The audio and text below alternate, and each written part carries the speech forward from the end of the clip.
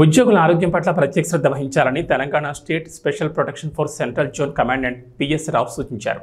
ఆరోగ్య భద్రతా secretary SPF ఆధ్వర్యంలో హైదరాబాద్ మింట్ కాంపౌండ్లో ఏర్పాటు చేసిన ఉచిత మెగా వైద్య శిబిరాన్ని కమాండెంట్ పిఎస్ రావు ప్రారంభించారు.